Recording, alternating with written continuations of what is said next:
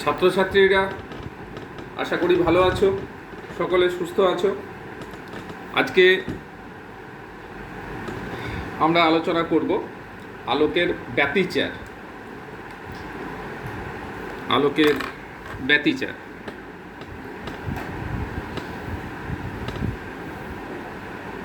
আলোর ব্যতিচার, interference of light.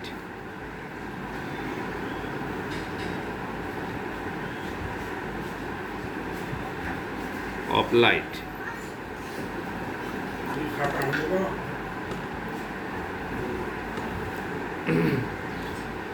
প্রথমেই আমরা আলোচনা করছি সংজ্ঞা।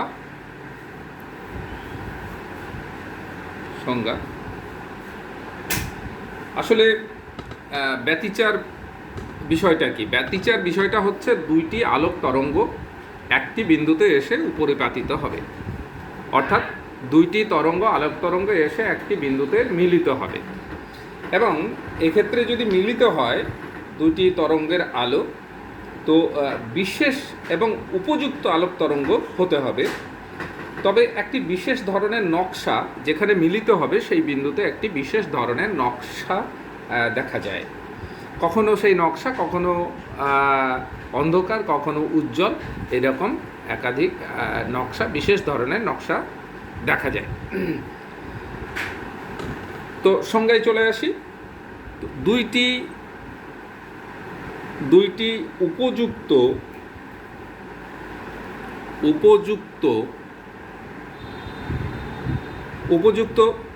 অর্থাৎ সুসংগত উৎস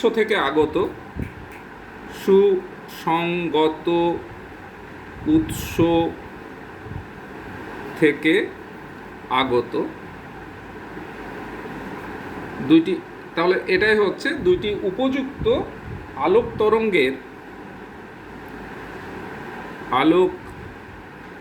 তরঙ্গের উপরিপাতের জন্য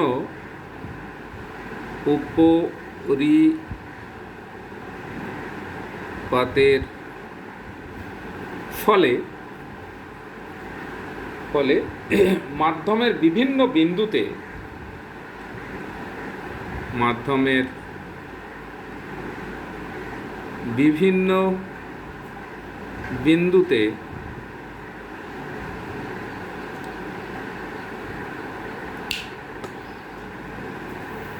বিন্দুতে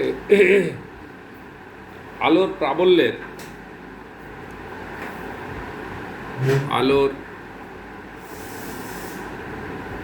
প্রাবল্যের তারতম্য হওয়ার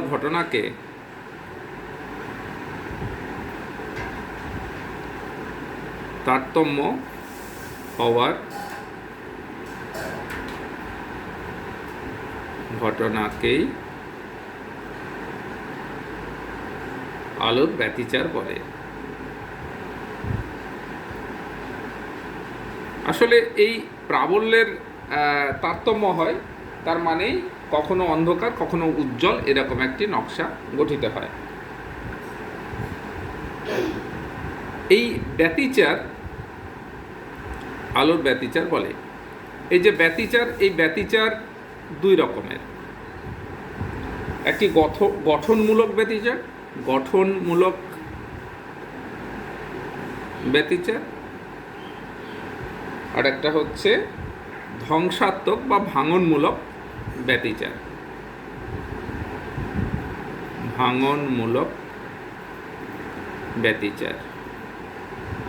গঠনমূলক ব্যতিচার, কনস্ট্রাকটিভ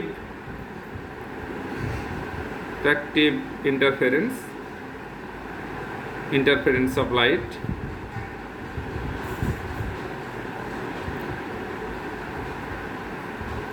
আর একটা ভাঙনমূলক, ডিস্ট্রাকটিভ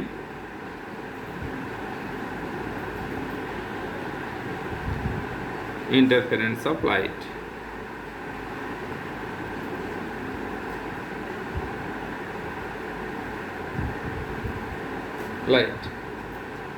আমরা চলে আসি গঠনমূলক ব্যতিচার কাদের বলা যায়।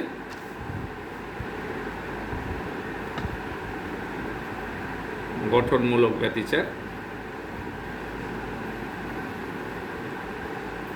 মাধ্যমের কোনো একটা বিন্দুকে যদি আমরা মনে করি, তাহলে মাধ্যমের কোনো একটা বিন্দুতে যদি মাধ্যমের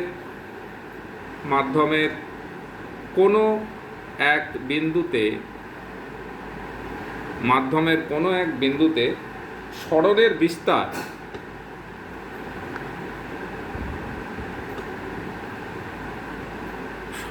বিস্তার ব্যতিচারী তরঙ্গ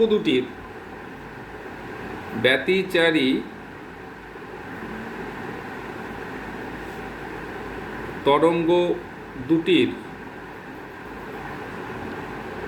বিস্তারের যোগফলের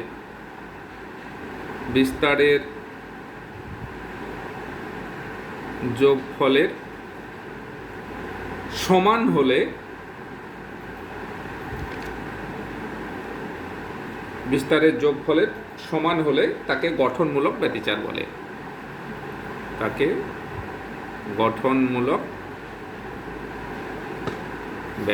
বলে।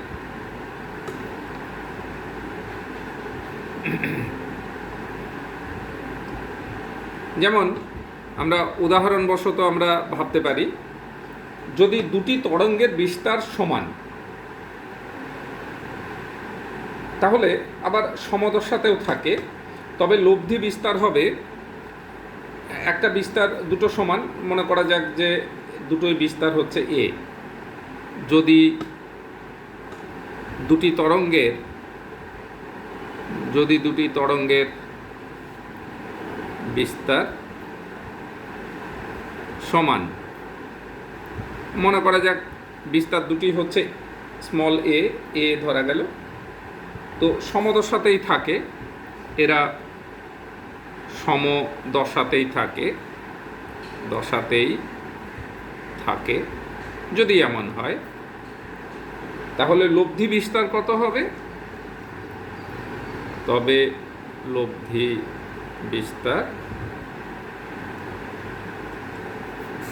a + a = 2a, লব্ধি বিস্তার হবে 2a।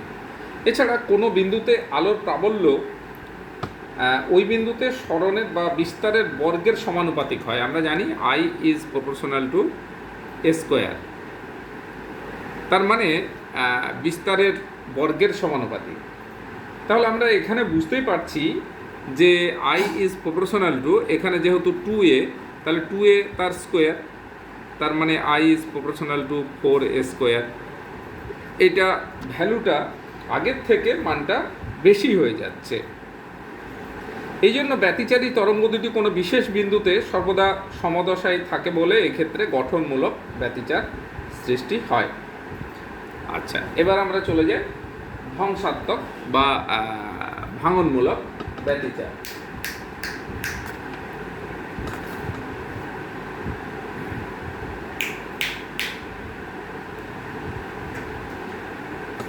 ভাঙনমূলক ব্যতিচার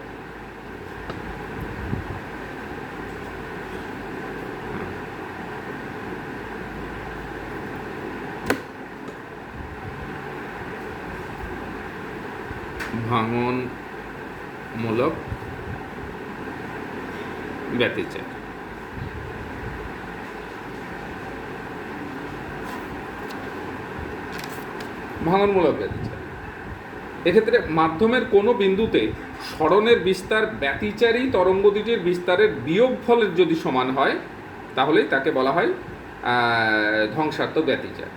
মাধ্যমের কোনো বিন্দুতে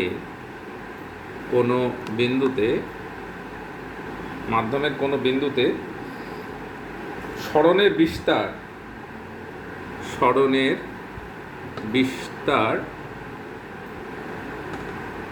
তরঙ্গ দুটির যদি কি হয়, সরণের বিস্তার ব্যতিচারী তরঙ্গ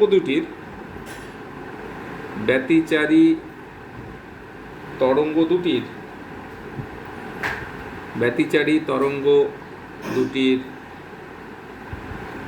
বিস্তারের বিস্তারের বিয়োগফলের সমান হবে, বিয়োগফলের সমান হয়, তখন একে ধ্বংসাত্মক ব্যতিচার বলা হয়। একে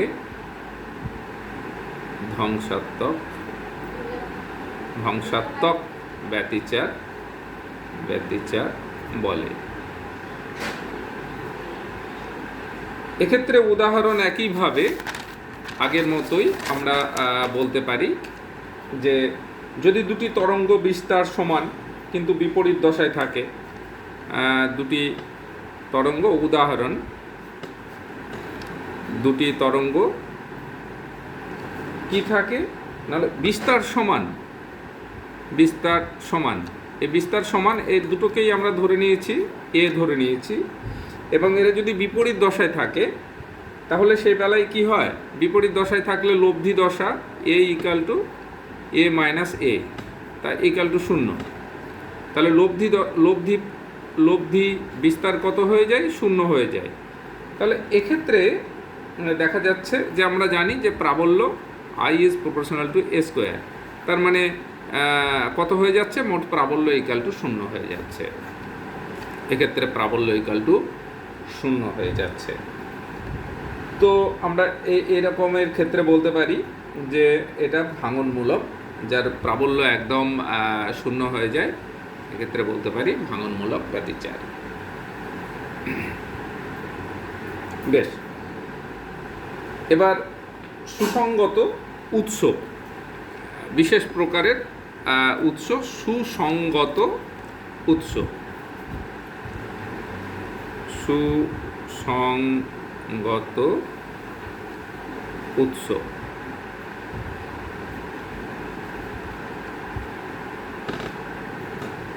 কোহেরেন্ট সোর্স,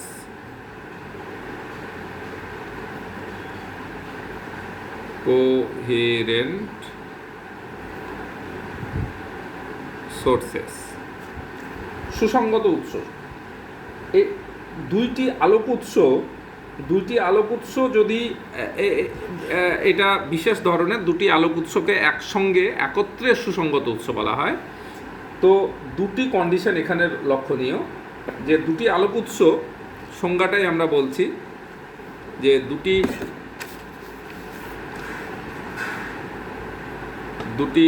আলোক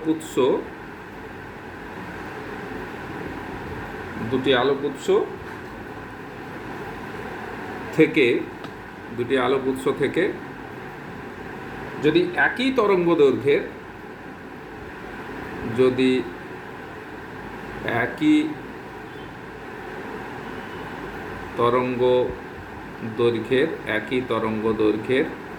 দুটি আলোক উৎস থেকে যদি একই তরঙ্গ দৈর্ঘ্যের আলো নির্গত হবে এবং এরা তরঙ্গ দৈর্ঘ্যের আলো সমদশায়, দৈর্ঘ্যের আলোক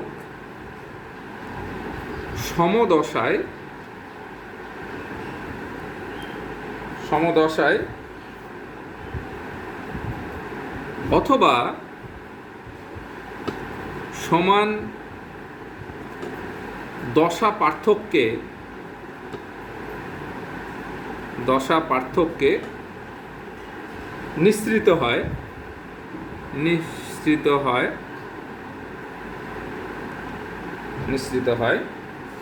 তাহলে এই উৎস দুটিকে সুসংগত উৎস বলে। তখন উৎস দুটিকে সুসংগত কোহেরেন্ট সোর্স উৎস বলে। তাহলে সুসংগত উৎস এর দুটো কন্ডিশন, এক হচ্ছে দুটি আলোক উৎস থেকে একই তরঙ্গ দৈর্ঘ্যের আলো বার হতে হবে বা নির্গত হতে হবে, দিয়ে ওই তরঙ্গ দুটি একই তরঙ্গ দৈর্ঘ্যের আলো গিয়ে কি করবে না, তো একটা বিন্দুতে গিয়ে উপরিপাতিত হবে, একটা বিন্দুতে গিয়ে পড়বে। এখন যে বিন্দুতে গিয়ে পড়বে সেই বিন্দুতে লক্ষণীয় ওই দুটো তরঙ্গের দশা পার্থক্য সব সময় একই হতে হবে, অভিন্ন হতে হবে, একই remain the same. Phase difference will be remain the same. তাহলে ফেজ ডিফারেন্সটা অলওয়েজ সেম হতে হবে, কনস্ট্যান্ট হতে হবে। আর আরেকটা হতে হবে, আলোক উৎস দুটি একই তরঙ্গ দৈর্ঘ্যের আলো নির্গত হতে হবে। আরেকটা কথা, এটা এখানে উল্লেখ করা থাকছে না, কিন্তু এই উৎস দুটিকে, এই আলোক উৎস দুটি আলোক উৎস দুটি খুব কাছাকাছি আলোক উৎস, এটা একটু লেখা যাক, দুটি খুব কাছাকাছি।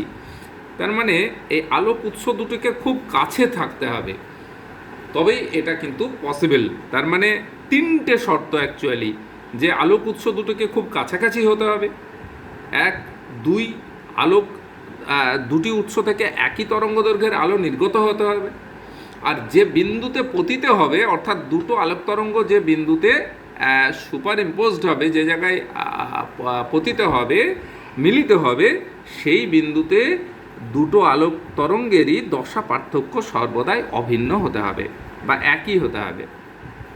এই তিনটে যদি কন্ডিশন ফুলফিল করে, তিনটে শর্ত ফুলফিল করে, তাহলেই হচ্ছে সুসঙ্গত উৎস দুটিকে সুসঙ্গত উৎস বলা হয়।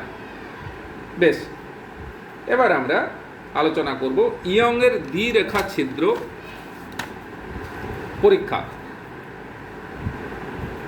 আচ্ছা, ইয়ংয়ের দ্বিরেখা ছিদ্রের জন্য আমরা গাণিতিক একটা পরীক্ষা আর গাণিতিক ব্যাখ্যা।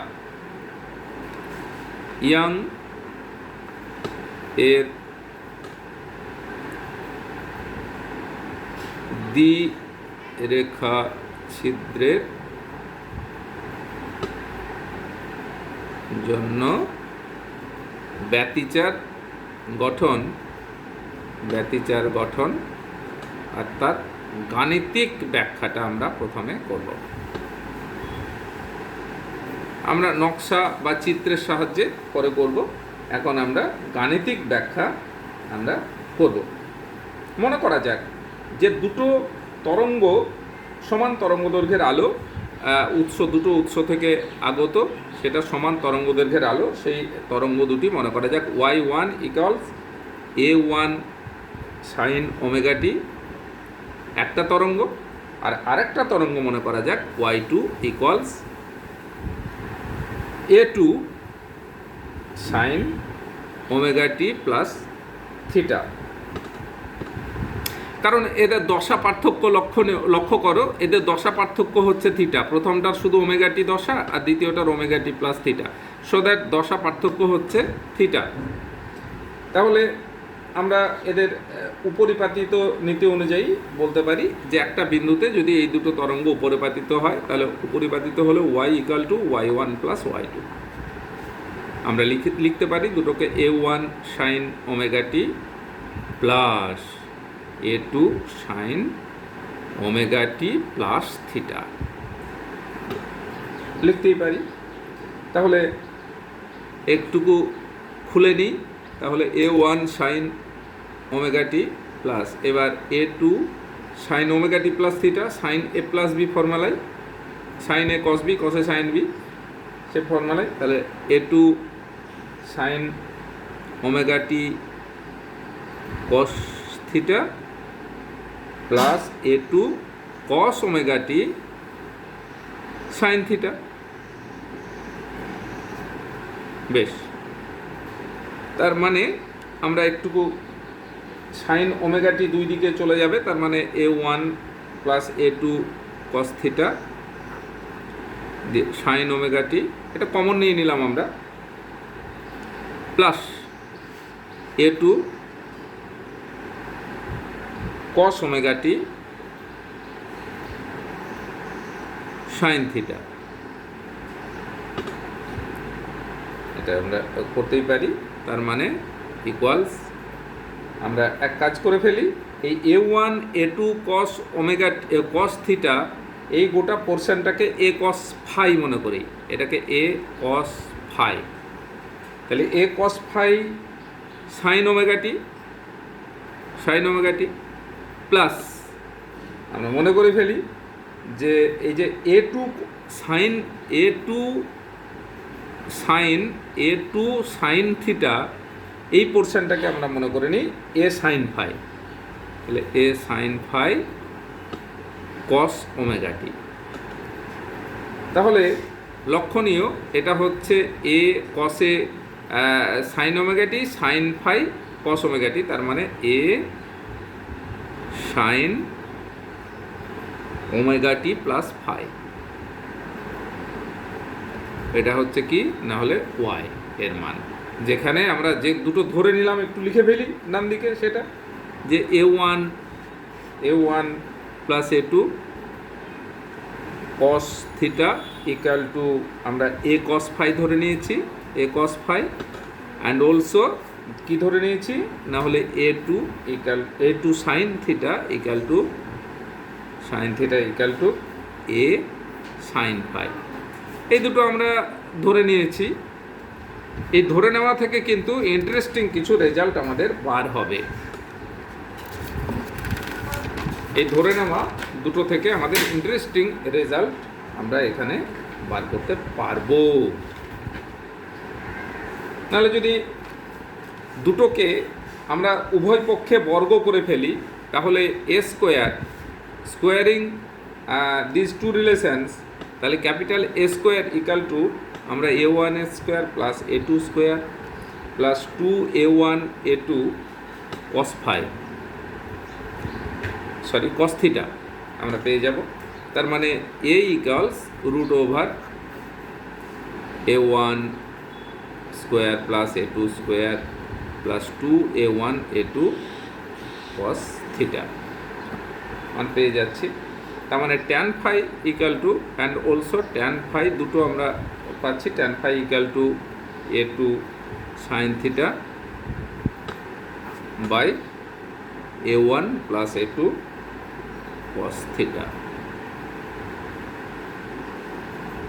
আমরা জানি যে তরঙ্গের প্রাবল্য ইন্টেন্সিটি মানে কতটা তীক্ষ্ণতর হবে তরঙ্গটা, অর্থাৎ আলোকটা কত বেশি আলোক হবে, কতটা আলোক ছটা কত তীব্রতর হবে, তা নির্ভর করে প্রাবল্য আই ইজ প্রপোর্শনাল টু তার বিস্তারের বর্গ। তার মানে এখানে আমরা লিখতে পারি যে আই সমান সমান I one plus I two plus two root over I one I two cos theta. এটা আমরা আগের সমীকরণ, অর্থাৎ এই যে A square equal to A one square plus A two square A one square এরকম, তার মানে এটাকে 1 নম্বর সমীকরণ যদি দিই তাহলে 1 নং সমীকরণ, এটা 2, তাহলে 1 নং থেকে পাই, 1 নং থেকে আমরা এটাকে পাই।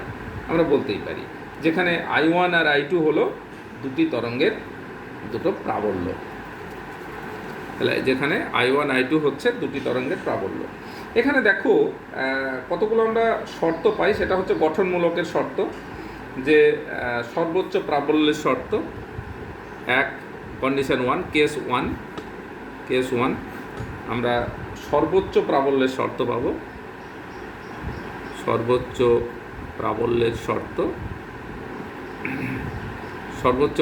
শর্ত কি পাবো না হলে দেখো কস থিটার মানটা যদি 2 নম্বর ইকুয়েশনে দেখো, ইকুয়েশন 2, তাহলে ইন ইকুয়েশন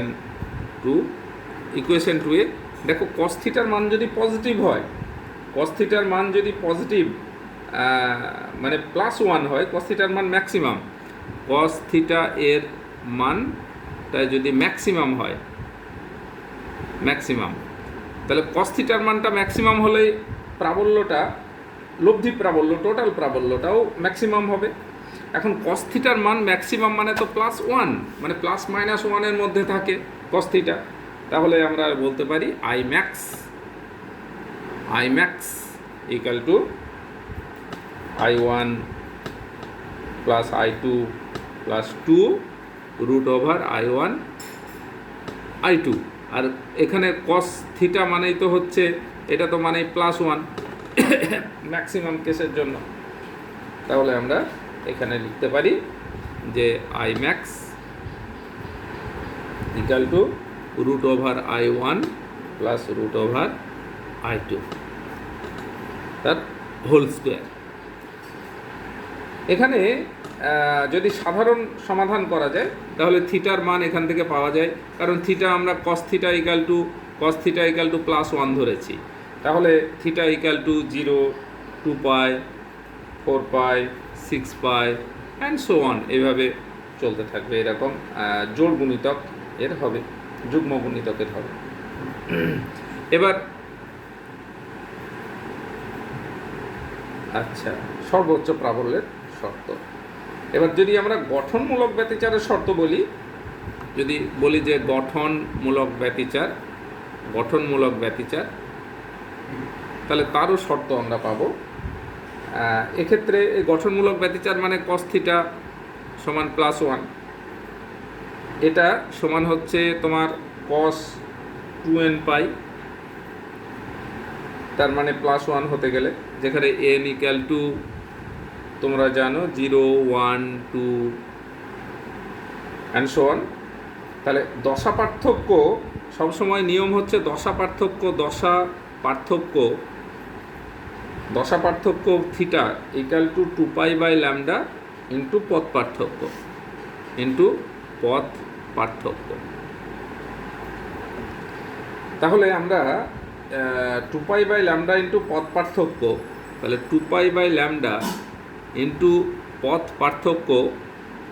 পার্থক্য এটাকে এক্স বলে অনেকে, ঠিক আছে, ইন্টু পথ পার্থক্য ইকুয়াল টু 2nπ। তাহলে দাঁড়াচ্ছে দেখো যে অতএব পথ পার্থক্য ইকুয়াল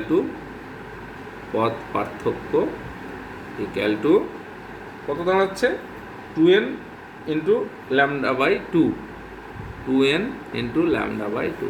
তার মানে λ/2 এর জোড় গুণ, তাই না? তার মানে পথ পার্থক্যটা হতে হবে λ/2 ইন্টু জোড় সংখ্যা, তার মানে যুগ্ম গুণিতক। তাহলে λ/2 এর যুগ্ম গুণিতক, এটাই হচ্ছে পথ পার্থক্যের। যদি পথ পার্থক্য হয় তাহলে সেক্ষেত্রে সেই ধরনের ক্ষেত্রে গঠনমূলক ব্যতিচার পাওয়া যায়। বেশ, আর ধ্বংসাত্মক বা ভাঙনমূলক ব্যতিচার পাওয়ার শর্ত কি? একই রকমভাবে ভাঙনমূলক ব্যতিচার,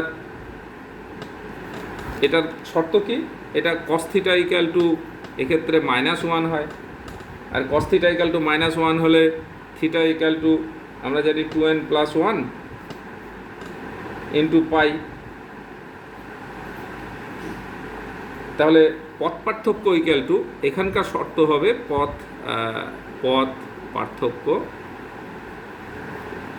পার্থক্য ইকুয়াল টু 2n+1 λ/2। তার মানে এই 2n+1টা তো বিজোড় গুণ, তার মানে λ/2 ইন্টু বিজোড় অযুগ্ম।